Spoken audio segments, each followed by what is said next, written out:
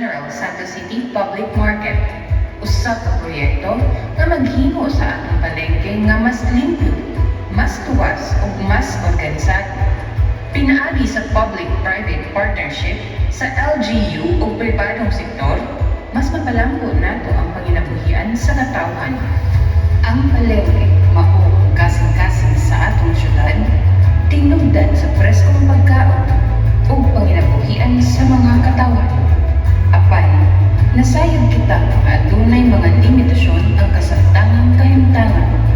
Huot, dili organisado ug kulang sa mga pasilidad.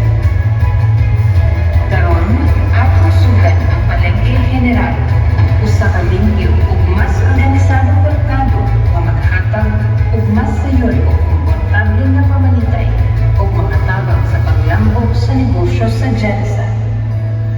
Tumong sa palengke general, mao ang maghatag luwas komportable nga pwesto para sa mga tindero ug mas organisado nga kasinatian sa pagmamalit alang sa katawhan.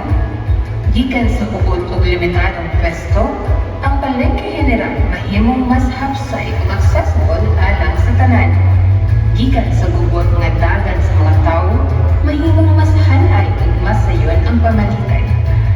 Kini usa ka paagi adulong sa mas limpyo nga syudad ug mas maayong panginabuhian.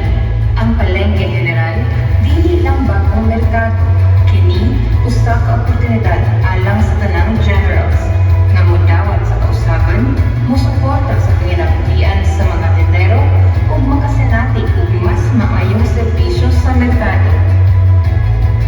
Palengke general para sa mas hanay, mas moderno ug mas asansado nga General Santos City